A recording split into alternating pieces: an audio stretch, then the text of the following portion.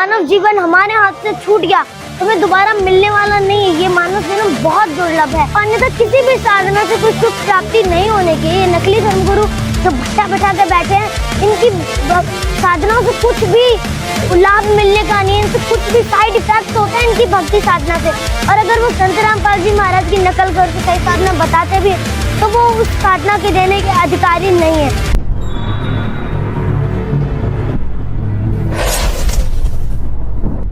साहेब, क्या नाम है आपका?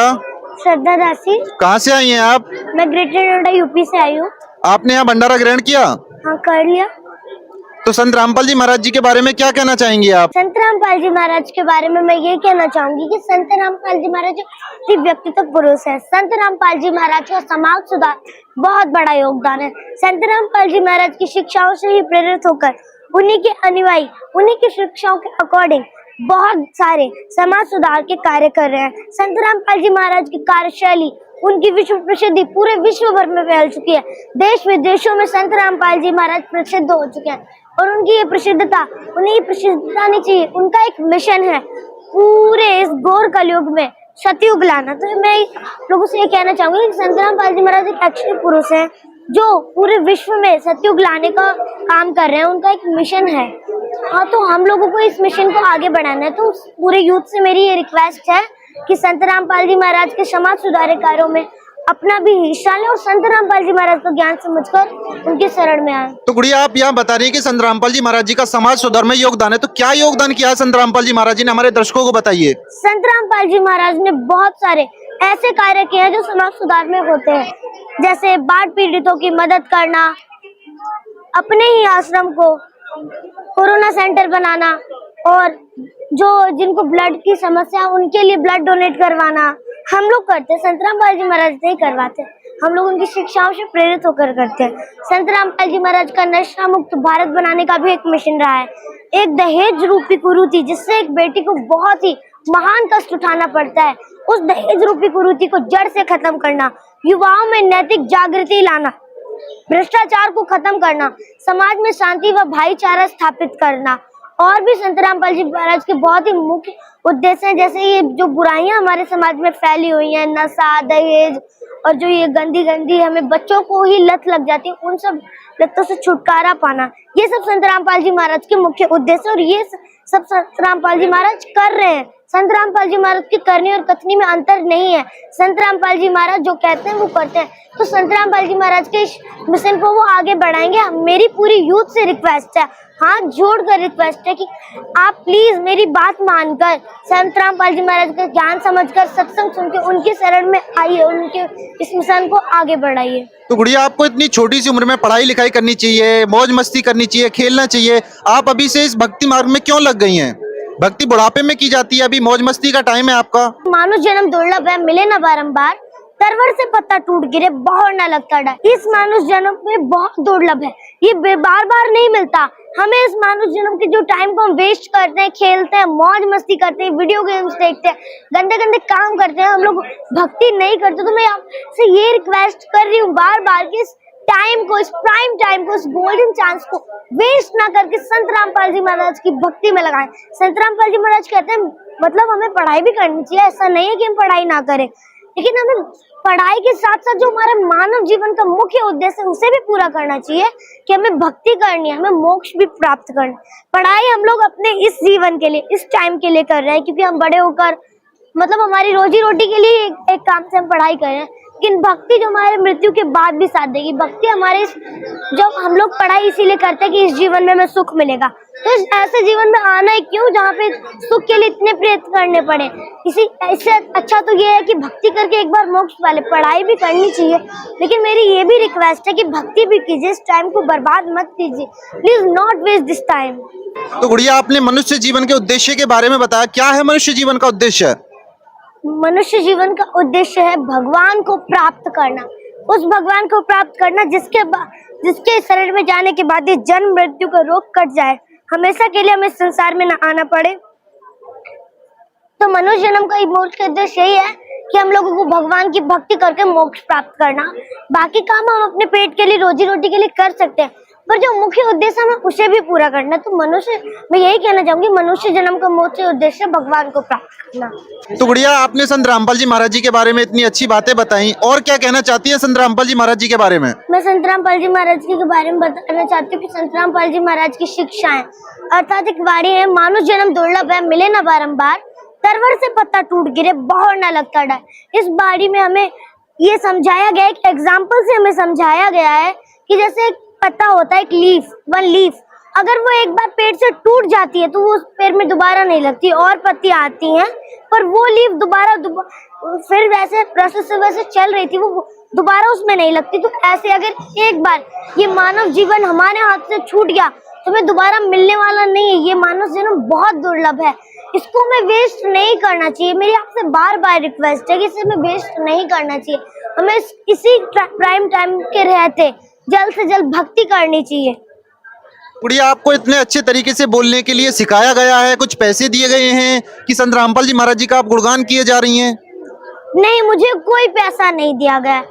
अब मेरे को कोई पैसा तो नहीं दिया गया, पर मैं ये चाहती हूँ कि पूरा यूथ ये भक्ति करे, क्योंकि सारे लोग दुखी हैं। किसी को यहाँ पर सुख नहीं है, किसी को 2 पैसे का जाता तो वो अपने को बड़ी अफलातून समझ लेता, पर उसमें भी उसे कितनी टेंशन रहती है। किसी को कोई सुख नहीं है। तो मैं ये कहना चाहूंगी कि पूरे समाज में किसी को सुख नहीं है। संत रामपाल जी महाराज की भक्ति साधना से यहाँ भी सुख, और मृत्यु के बाद तो हमें सतलोक में जाना ही है। तो हमें इस टाइम को वेस्ट नहीं करना चाहिए, हमें पर भक्ति करनी चाहिए। तो गुड़िया, सुख दुख की बात आप कर रही हैं, तो हम सुख कैसे प्राप्त कर सकते हैं?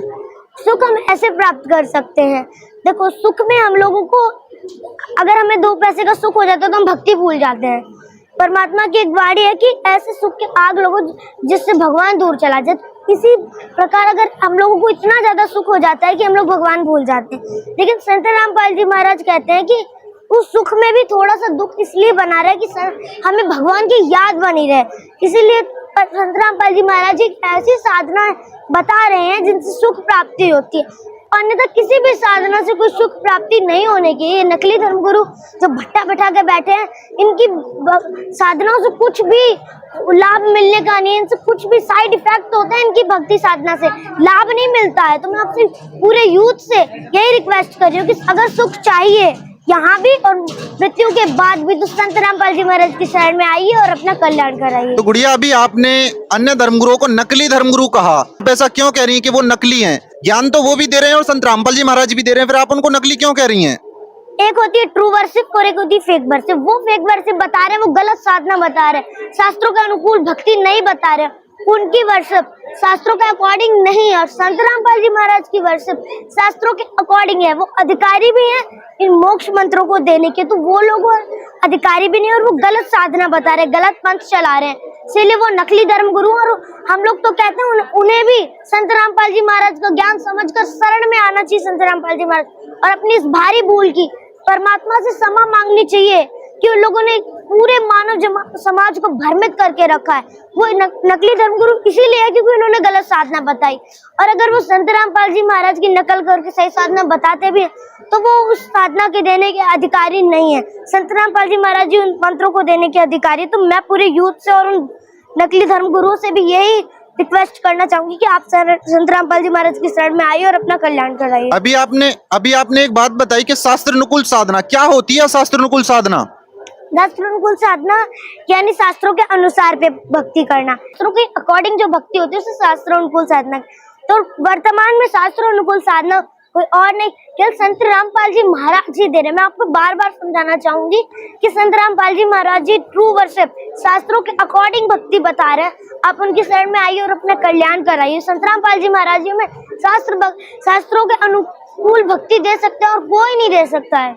आप हमारे व्यूवर्स को क्या बताना चाहेंगी कि वो संत रामपाल जी महाराज जी से नाम दीक्षा क्यों लें? क्योंकि वो अन्य धर्मगुरुओं के पास भी जुड़े हुए हैं, तो वहीं से भक्ति करके अपना मोक्ष क्यों नहीं करा सकते? वो क्यों संत रामपाल जी महाराज से जुड़े?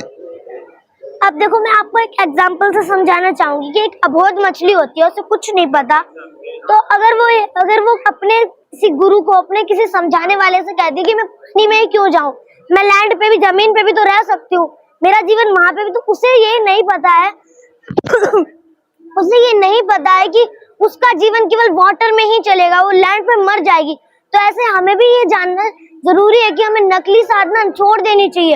वो नकली धर्मगुरु नकली साधना बता रहे हैं, इसलिए हमें ये छोड़ देनी चाहिए। हमें शास्त्र अनुकूल भक्ति करनी चाहिए। गुड़िया, आप संत रामपाल जी महाराज जी की भक्ति के बारे में बात कर रही हैं, और संत रामपाल जी महाराज जी हमने भी सुना है कि वेद शास्त्रों को खोल के दिखाते हैं, गीता जी को भी दिखाते हैं। तो गीता जी का कोई श्लोक याद है आपको? हाँ, मुझे याद है। सुनाइए। गीता अध्याय 17 श्लोक 23 में क्या लिखा है गीता अध्याय 17 श्लोक 23 में?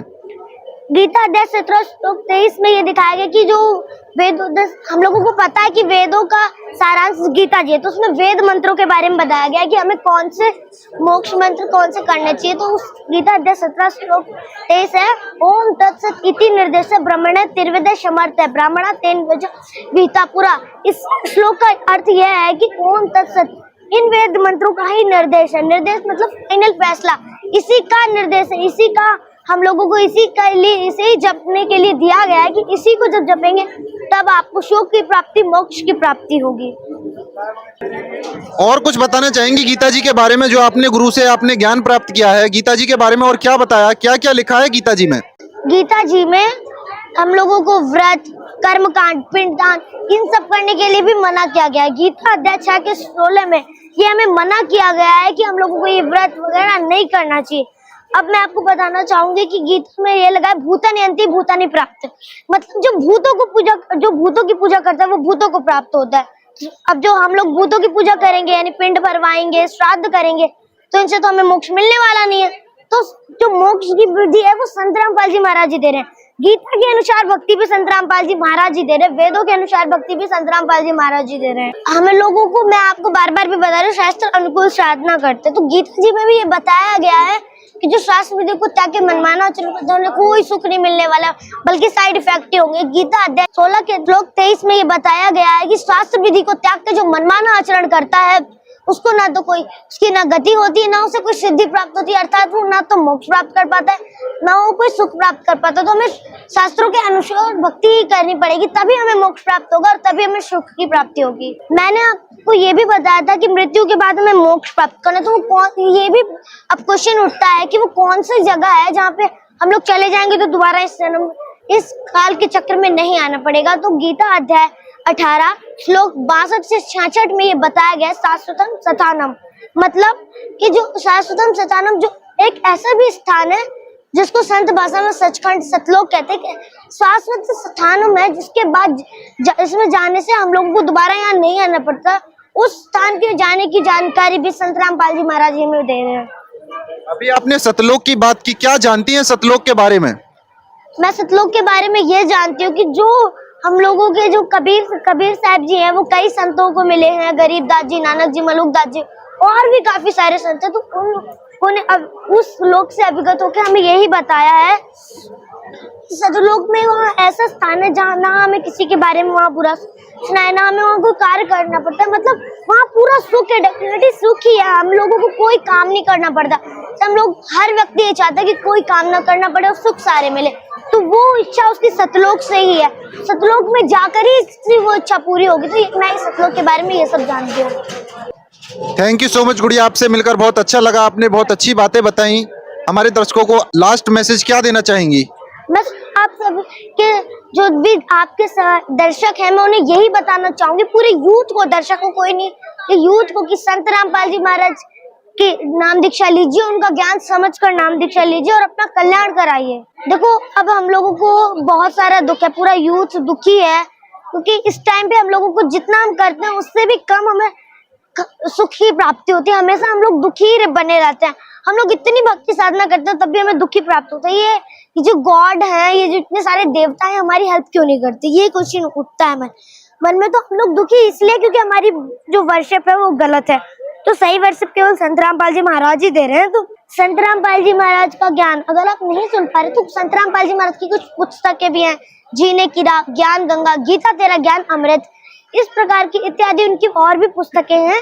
ये कुछ मेन पुस्तकें, इन्हें आप पढ़कर भी संत रामपाल जी महाराज के ज्ञान को समझ सकते हो। संत रामपाल जी महाराज के कई टीवी चैनलों पर सत्संग आते हैं, उनके नीचे एक येलो लाइन डिस्प्ले होती है, उसमें जो नंबर दिए जाते हैं उनमें आप उन नंबर को कांटेक्ट करके उन बुक्स को मंगा सकते हो। तो मैं आपको पूरे यूथ को यही कहना चाहूँ।